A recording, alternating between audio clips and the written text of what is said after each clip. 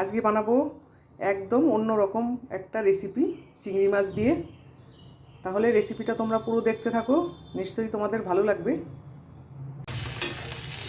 চিংড়ি মাছ দিয়ে আর পাট শাক দিয়ে হবে চচ্চড়ি। সবজি ভেজে নিলাম, এবারে দিয়ে দিচ্ছি পাট শাক। এখানটায় চিংড়ি মাছ ভেজে রাখা আছে।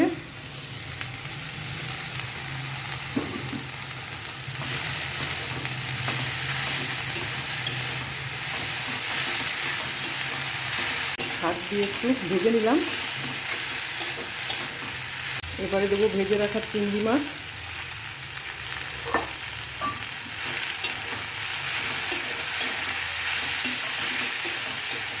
এখন পাট শাকের সিজন, তোমরা একবার এইভাবে বানিয়ে খেয়ে দেখতে পারো, আশা করছি ভালো লাগবে।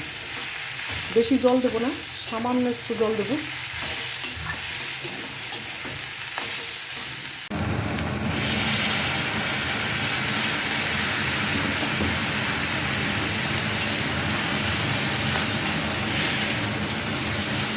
পাঁচ মিনিটের জন্য মিডিয়াম আঁচে ঢেকে রাখি।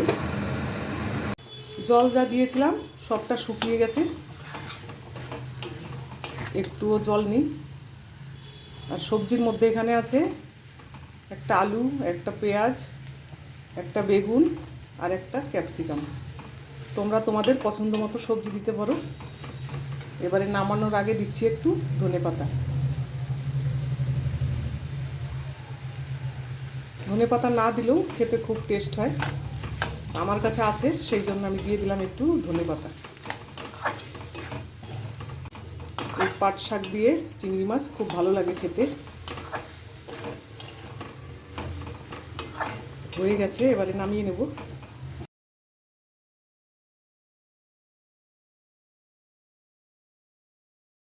এই রেসিপিটা ছোট চিংড়ি মাছ দিয়ে খেতে বেশি ভালো লাগে। তৈরি হয়ে গেল পাট শাক আর চিংড়ি মাছ দিয়ে দুর্দান্ত স্বাদের একটা রেসিপি। কেমন লাগলো রেসিপিটা অবশ্যই জানিও।